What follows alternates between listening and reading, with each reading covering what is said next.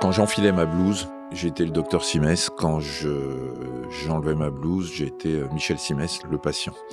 La blouse est une sorte d'armure qui me protégeait psychologiquement, intellectuellement. Toutes les pensées qui rentrent dans le cerveau d'une personne à qui on annonce un cancer, bien que médecin, je les ai eues. Ce jour-là, je n'étais plus médecin. J'étais un patient lambda à qui on annonçait une catastrophe. Le problème, c'était pas de le rendre public, c'était de le garder secret. Quand vous avez un cancer, même si on vous soigne, même si on vous guérit, même si vous êtes peinard, après, vous avez une cicatrice dans le cerveau.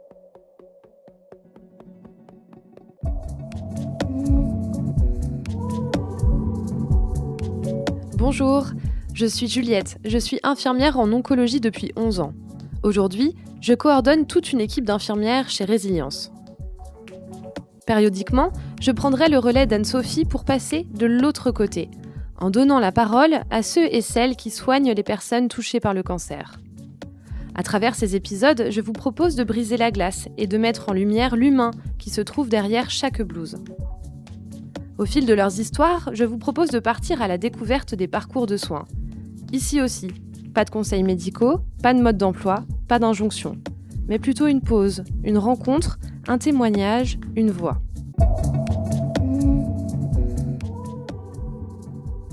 Pour commencer ce nouveau chemin avec vous, nous avons vu les choses en grand. Nous avons rencontré le médecin préféré des Français. Oui, cet épisode est dédié à Michel Simès. Médecin et chirurgien spécialisé en otorhinolaryngologie, il informe, éclaire et rassure les Français depuis plus de 20 ans. Une vingtaine d'années durant lesquelles il n'a jamais gardé sa langue dans sa poche, apportant continuellement des éclats de rire aux Français. Il existe pourtant un sujet sur lequel sa langue ne s'est jamais déliée. Il a fait l'expérience intime du cancer. En 2008, à la suite d'un accident de ski, il fait une découverte inattendue. Une tumeur silencieuse s'était logée au-dessus de son rein.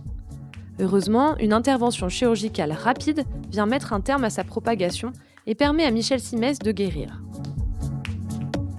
Silencieusement, il traverse le même parcours de soins que certains de ceux et celles qu'il côtoyait et soignait alors au quotidien.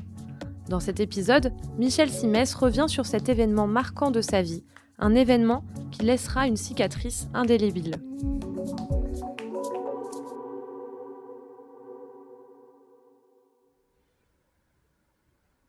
Bonjour, je m'appelle Michel Simès, je suis médecin, plus précisément otorhinolaryngologiste, et alors je suis à la retraite maintenant parce que j'ai 66 ans. Et puis surtout depuis peut-être 30-35 ans, je fais de la vulgarisation médicale dans les médias, la radio, la télé, les magazines, pour essayer de rendre la médecine un peu plus digeste et faire comprendre des mots qui sont compliqués, des choses qui sont compliquées, faire comprendre l'évolution de la médecine pour rassurer les Français. J'ai décidé, dans Rien n'est impossible, d'écrire ce livre pour montrer que j'avais traversé quelques tranches de vie qui pouvaient rendre service aux autres, et notamment ce que j'ai eu comme cancer.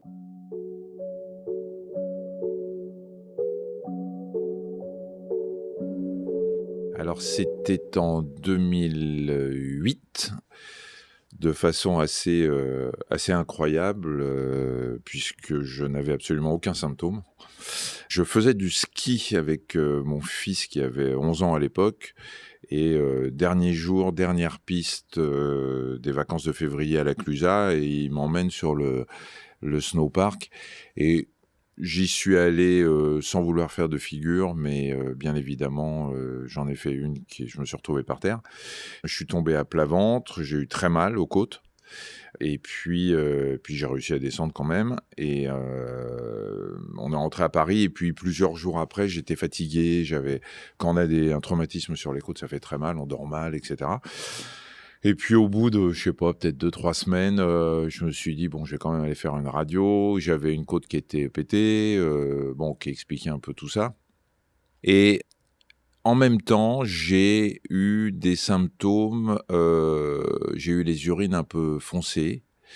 Je me demandais pourquoi, alors que je buvais normalement, etc. Et donc, bon, en tant que médecin, je suis pas hypocondriaque, mais je suis vigilant et que quand j'ai un symptôme, ou quelque chose qui est pas tout à fait normal, je vais quand même vérifier.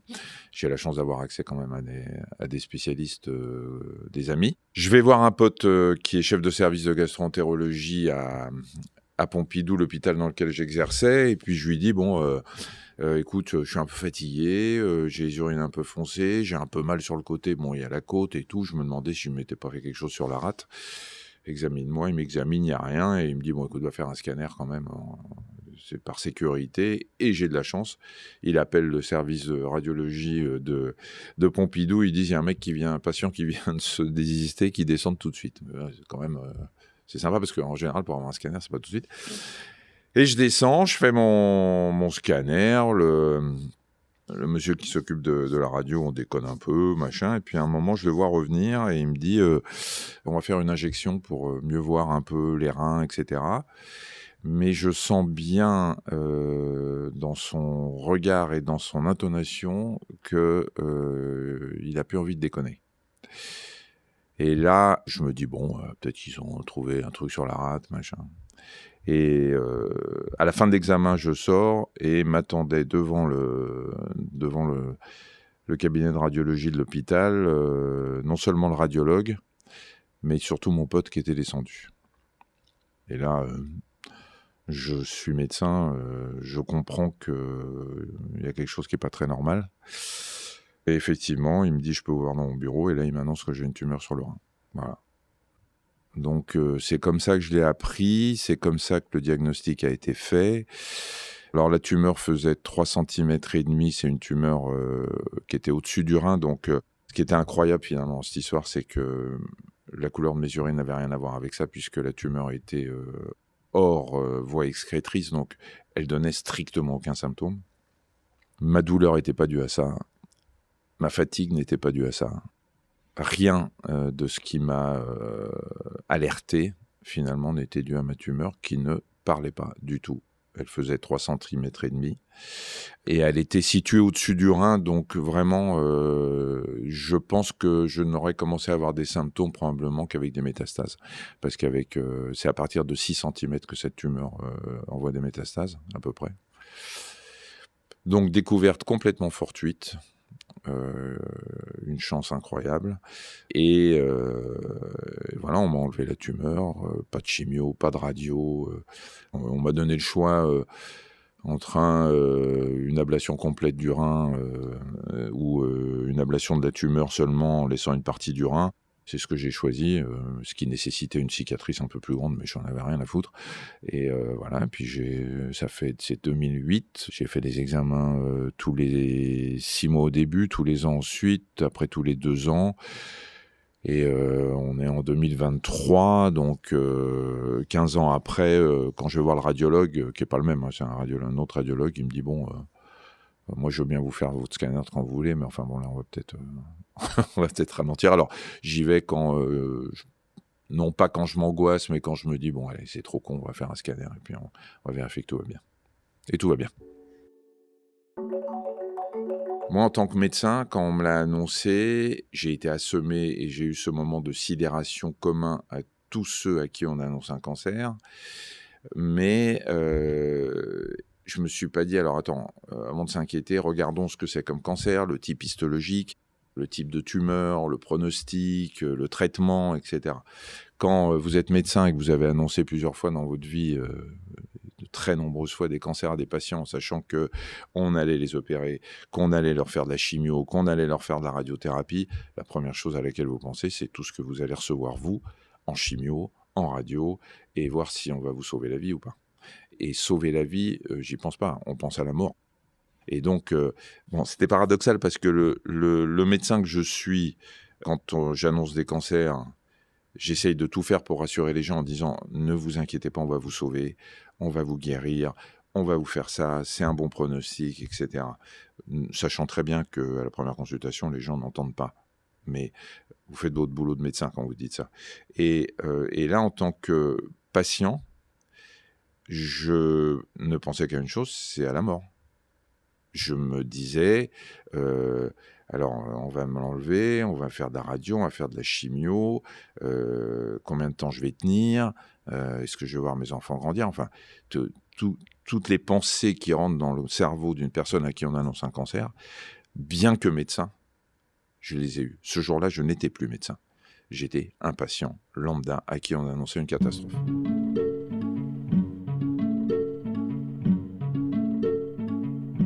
En fait, quand on me l'a annoncé, j'en ai parlé à personne.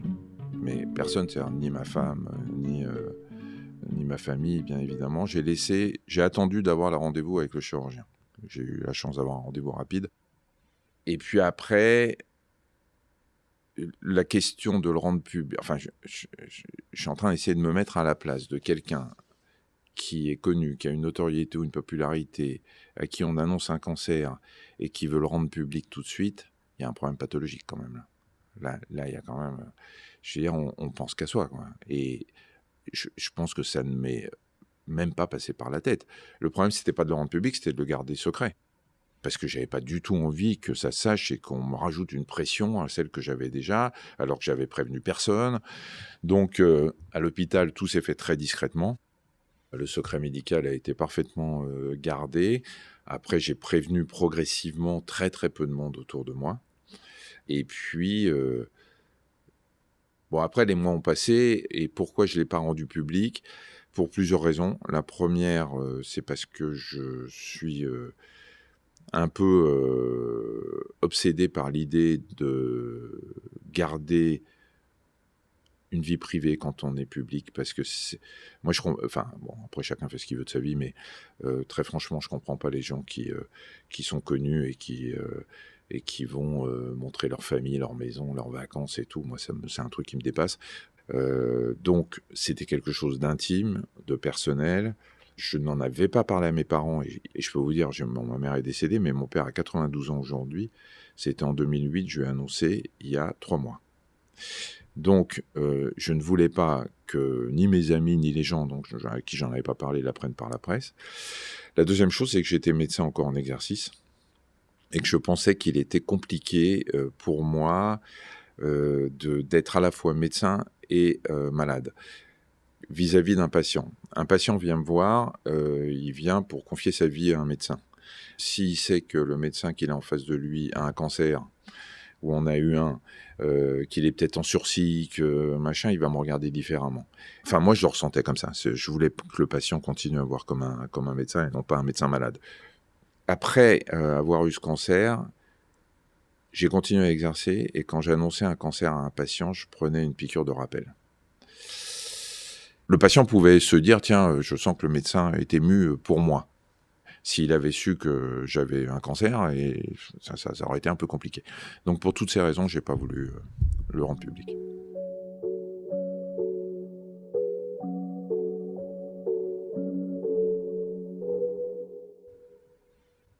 Quand j'enfilais ma blouse, j'étais le docteur Simès. Quand j'enlevais ma blouse, j'étais Michel Simès, le patient.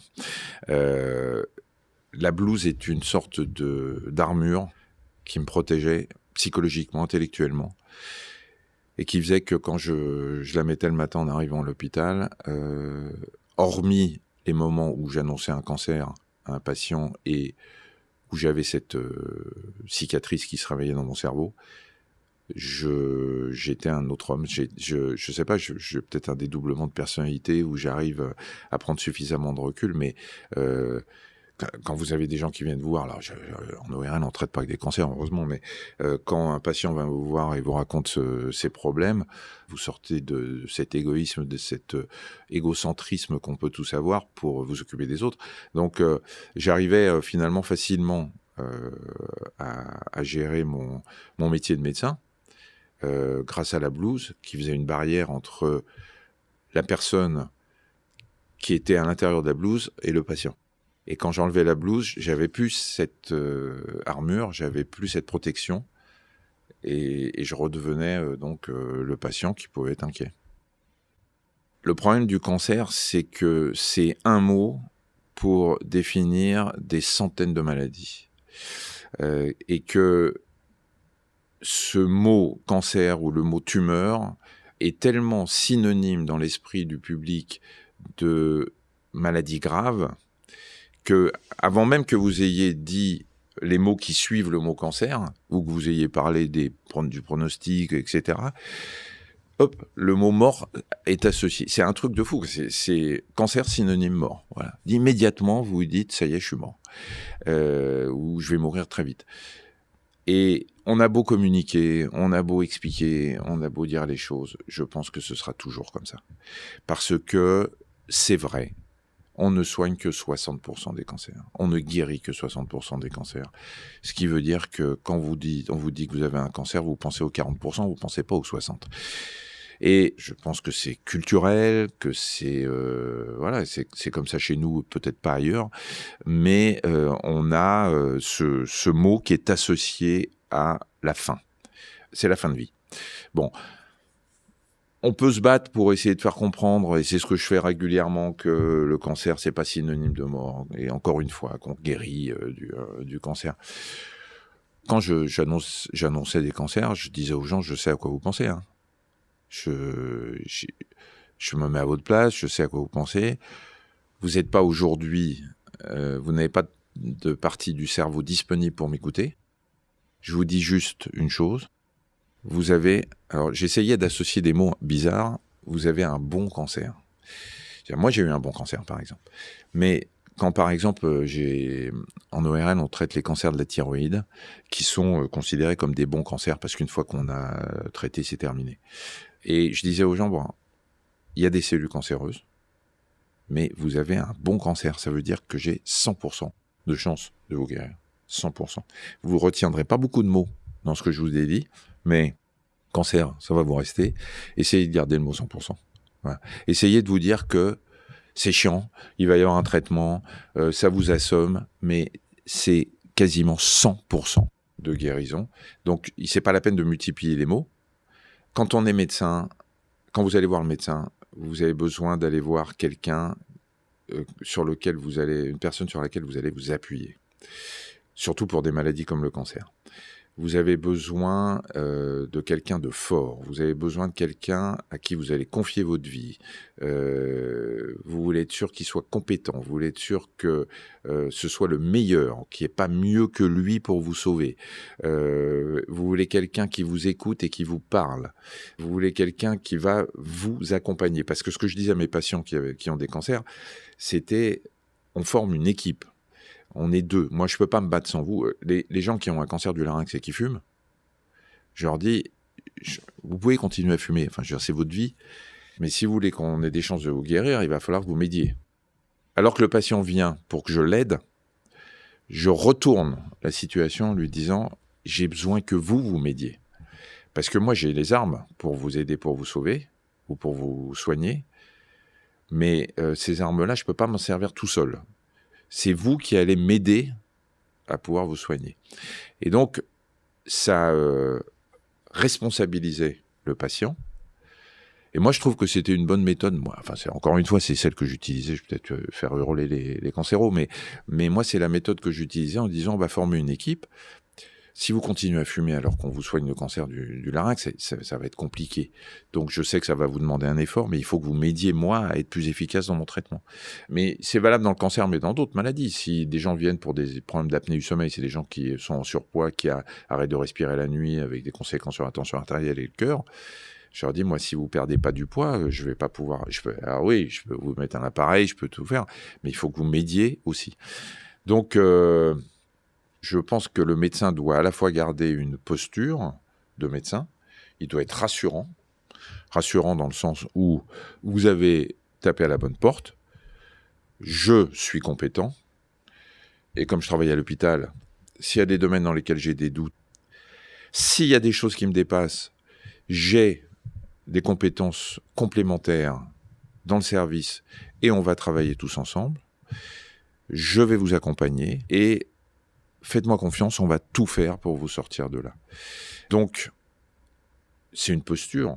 Alors, le mot posture est toujours un petit peu ambigu parce que on a l'impression que c'est joué, etc. Non, un médecin doit avoir une posture rassurante. Voilà, il faut impérativement, quels que soient ses doutes, et évidemment qu'en tant que médecin, on ment aux patients parfois. Parfois, on sait que c'est foutu. On sait que c'est foutu, mais il ne faut pas le montrer. Voilà. Sauf fin de vie, etc., où il faut un accompagnement, mais où on sait que si ce n'est pas foutu, c'est compliqué. Et que statistiquement, on a toutes les études qui montrent que ce type de... On sait qu'on a une classification en médecine avec la classification pour les tumeurs, les ganglions, les métastases, etc. Et on sait très bien que statistiquement, quelqu'un qui a tel type de tumeur, telle taille de tumeur, des métastases, des ganglions, dans ce type de localisation, a tant de chances de survie ou pas à 5 ans. On le sait, ça. Ces chiffres, ils nous arrivent en pleine tête quand on fait le diagnostic ou qu'on a les résultats. Mais un malade, c'est pas une statistique, donc il y a eu des cas qui ont mis à mal tout ce qu'on savait, mais il faut pas que moi je montre mes doutes, parce que sinon le malade s'effondre. Moi, je suis sûr de rien. Quand vous avez le médecin qui est sûr de tout, il faut qu'il arrête de bosser. Moi, j'étais sûr de rien quand je disais. Je faisais avec mon expérience, je faisais avec ce que je pensais être le meilleur pour le patient, mais moi je me souviens quand j'ai été jeune interne, je me disais qu'il fallait être cash, qu'il fallait dire les choses. Je me suis pris un effet boomerang avec des patients à qui j'annonçais des choses de façon maladroite, parce que j'avais pas l'expérience. Après, c'est au fil des années où j'essayais... Je crois que l'expérience médicale, l'expérience d'un médecin dans sa pratique, c'est... au fil des années, de mieux comprendre et de mieux s'adapter au profil psychologique du patient qui est devant vous. Je crois qu'à la fin de ma carrière, au bout d'une minute ou deux, je savais à qui j'avais affaire. C'est incroyable, même des patients que j'avais jamais vus. En serrant la main, en voyant le regard, en entendant la voix. Je pense qu'on finit par avoir un réflexe d'adaptation au patient qui est face à vous. Et parfois, il y a des patients qui rentrent dans le cabinet, qui sont hypocondriaques, qui sont persuadés d'avoir un cancer du larynx parce qu'ils ont un problème de voix, qui sont enroués, mais vous le sentez tout de suite. Et vous savez tout de suite ce qu'il faut dire ou pas dire. Et moi, j'ai dû me gourer, mais quand j'avais un patient face à moi, je voyais tout de suite, ou je pensais, qu'ils étaient capables d'entendre. Et il y en a d'autres, j'ai tout de suite vu qu'il ne fallait pas leur dire ça comme ça. Il ne fallait pas prononcer le mot cancer. Donc, je disais, il y a des cellules qui nous paraissent malignes. C'était une façon de dire la même chose, mais avec des mots qui risquaient de moins traumatiser le patient. Il ne s'agit pas de mentir pour mentir. Vous ne pouvez pas balancer le diagnostic comme ça à n'importe qui.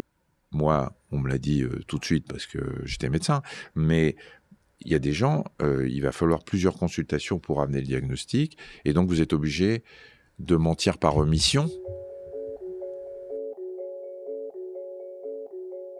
Il est certain que le fait d'avoir eu un cancer soi-même, d'être passé par par un traitement, etc., fait que je me suis rendu compte qu'il y avait des moments de l'annonce jusqu'au post-opératoire, jusqu'au traitement, qui étaient des moments très marquants, dont je ne m'étais pas forcément rendu compte avant, mais qui sont parfois ridicules, mais voilà, que j'ai vécu. Quand j'ai été hospitalisé, qu'on m'a opéré, l'attente de la visite du médecin, c'est un truc... Moi, bien sûr, en travaillant à l'hôpital, je faisais les visites, je savais que les patients aimaient bien voir la visite du médecin, mais je ne savais pas à quel point ils attendaient. Et moi, quand j'ai été hospitalisé, opéré et après, mais j'attendais l'arrivée du chirurgien comme le Messie, quoi. Je me disais, mais j'aimerais bien qu'il passe parce que j'avais toujours des questions, je voulais qu'il me rassure. C'est incroyable, hein. Alors, les infirmières étaient présentes, les aides-soignantes étaient présentes, tout le monde était aux petits soins, il n'y avait pas de souci. Mais l'arrivée du médecin, du chirurgien, c'était pour moi le rayon de soleil de la journée. Et je ne pensais pas que ça allait être à ce point-là. Après, c'est les contrôles qui sont... Je suis pas un angoissé, je suis pas, encore une fois, hypochondriaque, je me dis pas, oulala, qu'est-ce qu'on a trouvé, mais quand je vais au cabinet du radiologue, un petit peu moins maintenant, mais surtout dans les premières années, On passe l'examen, le scanner. Après, il faut le temps que le médecin lise le scanner. Donc, on vous dit, vous allez attendre, vous êtes dans la salle d'attente. Là, vous savez que le radiologue est en train de décortiquer vos scanners. Et vous vous dites, même si tout va bien, hein, vous vous dites, bon, qu'est-ce qu'il est en train de voir ? Et après, on vous dit, le médecin va vous recevoir. Et donc, on me met dans une petite salle où le radiologue, où j'attends, où je suis tout seul. Et où je suis là en train de me dire, putain, qu'est-ce qu'il va m'annoncer ? Et j'attends, et j'attends. Et le médecin, le radiologue, entre dans la pièce. Et là, je regarde, comme tous les patients doivent regarder les médecins, en se disant, est-ce qu'il est inquiet, il est pas inquiet ? Avant même qu'il ouvre la bouche. Hein. Il est inquiet, il est pas inquiet, il est tendu. Et le mec, qui a un peu l'habitude, il arrive, il dit, tout va bien.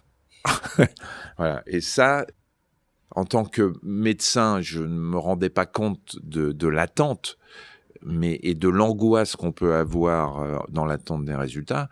Quand on reçoit des patients, parfois on leur dit il faut faire un scanner, mais ils n'ont pas un scanner le jour même. Ça va mieux aujourd'hui, mais ils peuvent attendre 15 jours, mais 15 jours pendant lesquels on devient dingue, quoi.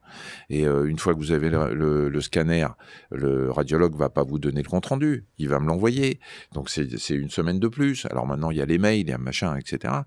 Mais c'est pour ça que faire attendre les patients, c'est un supplice, quoi. Il faut faire le plus vite possible pour que le patient, on dort pas quand on dort plus. On se dit, putain, mais le médecin, il a reçu les résultats. Voilà. Je pense que l'attente est une torture pour un patient. Même vous avez eu un cancer de la chimio, de la radio et tout, vous voulez savoir si la tumeur a régressé, si elle a disparu, etc. Il faut faire en sorte que ça aille vite. Un PET scan, il faut que ça aille vite. Enfin, il faut accélérer les choses pour que le patient ne s'angoisse pas pendant toute la durée de l'attente. Qu'est-ce qu'un médecin devrait savoir par rapport au vécu d'un cancer ? Je pense que tant qu'il ne l'a pas eu lui-même, il ne peut pas le vivre. Je ne souhaite pas à tous mes confrères qui s'occupent de cancer d'en avoir un, mais le cerveau humain est ainsi fait que seule l'expérience intime fait que vous ressentez des choses. Donc, les médecins sont empathiques, les cancérologues doivent l'être, ils savent comment aborder le sujet, ils savent comment parler à un patient, mais rien ne remplace l'expérience intime de la maladie. Rien. Donc, se dire qu'un médecin qui n'a pas eu de cancer s'adressera à un patient comme un médecin qui a eu un cancer, c'est de l'utopie. Et c'est pas un reproche, et je peux pas souhaiter à tous mes confrères d'en avoir un. Mais voilà, c'est comme ça.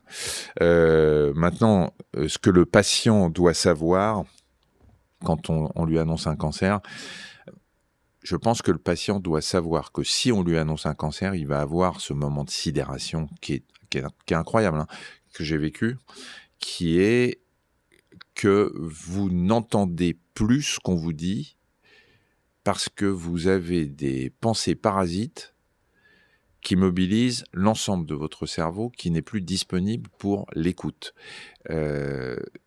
Ça dure différemment chez les gens. Les pensées parasites que j'ai eues au moment de l'annonce, elles sont restées dans mon cerveau, quoi. Je me souviens exactement de ce à quoi je pensais au moment, des pensées parasites, hein, au moment où on m'annonce le cancer. Et tout ça est ancré. Voilà. Il faut que les gens sachent, alors évidemment, il faut qu'ils sachent que plus ça va, plus on guérit de cancer, mais je vous l'ai dit, au moment où on vous l'annonce, c'est pas possible. Il faut éventuellement, la seule chose qu'on pourrait faire, c'est préparer les gens en leur disant, bon voilà, et c'est vrai qu'il y a beaucoup de gens qui ont des cancers, hein, et que statistiquement, on risque tous d'en avoir. Vous allez être sidérés, ou en tout cas qu'ils le sachent pour les proches à qui on vient d'annoncer. Vous allez être sidérés. Il y a un blackout. Et en quelques heures ou quelques jours, on va pouvoir vous parler. Voilà. Mais c'est difficile parce que chacun a sa personnalité, chacun a son vécu, chacun a sa peur de la maladie, de la mort, etc. Donc c'est un peu compliqué, mais je crois qu'on a fait tellement de progrès dans la psychologie autour de l'annonce que voilà, on est mieux aujourd'hui qu'avant.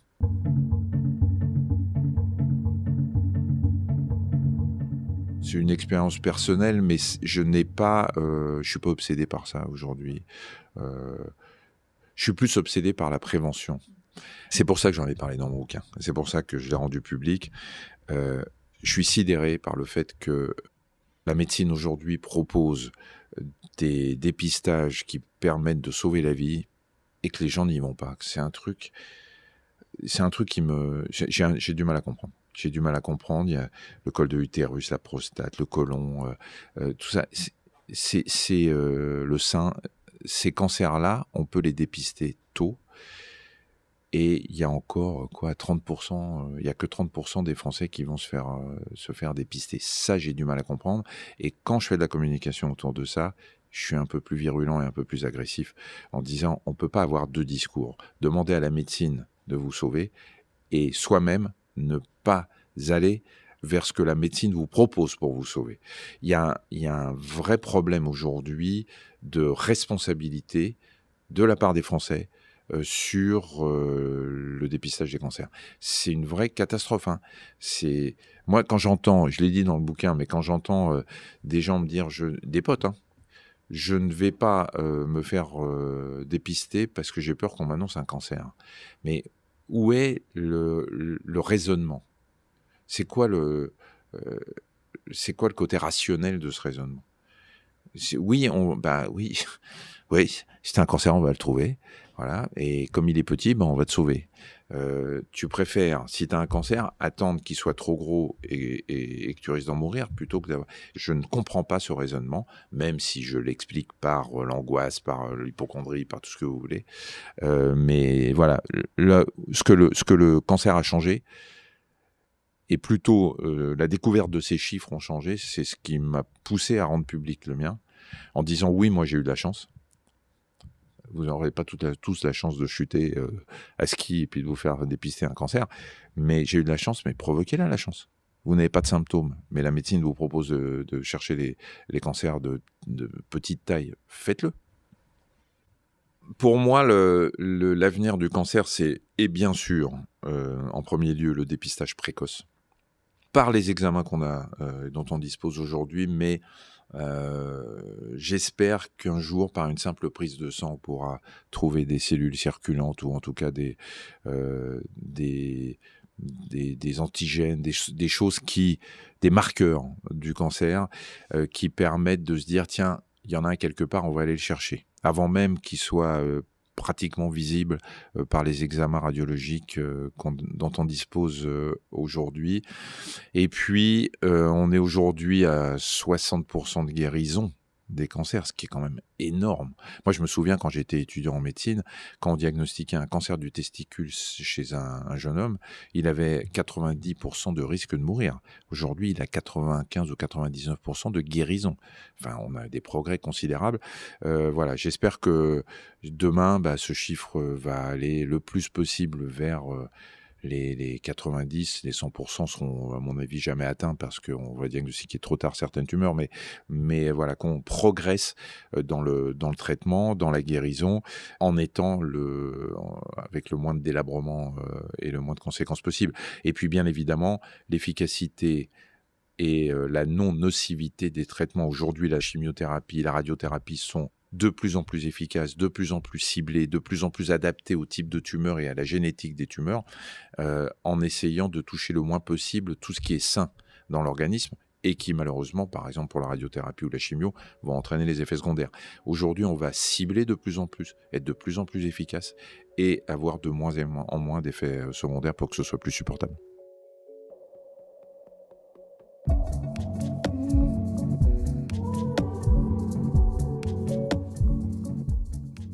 Quand vous avez un cancer, même si on vous soigne, même si on vous guérit, même si vous êtes peinard, après vous avez une cicatrice dans le cerveau. Ça, c'est un traumatisme, comme tous les traumatismes psychologiques. Le moment de l'annonce, je peux vous décrire chaque détail de la pièce. Donc mon cerveau a ancré ces moments et cette souffrance. C'est une cicatrice qui s'ouvre encore aujourd'hui régulièrement. Avec laquelle j'ai appris à vivre. Mais quand j'annonçais un cancer à un patient, j'étais beaucoup plus ému J'étais beaucoup plus sensible à ce que je disais et je pense que je faisais beaucoup plus attention aux mots que j'utilisais. Et il m'est arrivé d'avoir envie de prendre des patients dans mes bras parce que je leur annonçais qu'ils avaient un cancer et que j'étais pas du tout sûr de les sortir de là. Et où je me retenais, bien sûr, parce que je pense que le patient n'aurait pas très bien compris. Mais oui, ça a changé ma façon de voir les choses pour cette maladie, en tout cas.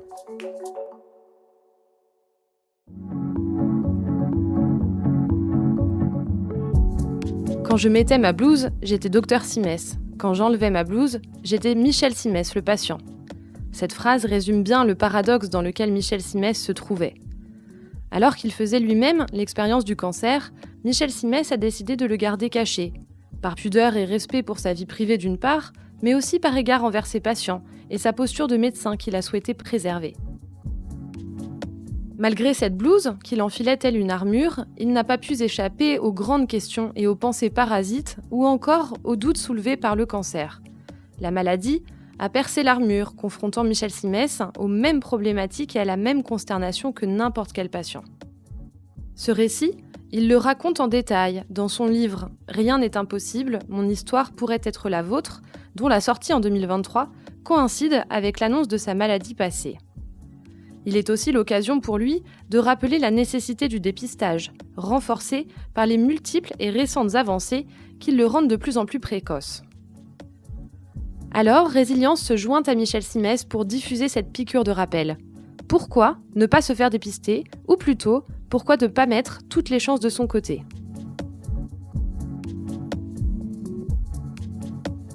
Merci à Michel Simès d'avoir témoigné avec autant de sincérité et de vulnérabilité dans ce premier épisode dédié aux soignants. Si vous aussi, vous avez croisé le cancer sur votre chemin, Résilience est une application pour aider chacun à mieux vivre le cancer au quotidien et vous accompagner sur le chemin de la résilience. Rejoignez le mouvement et rendez-vous très vite pour un nouvel épisode.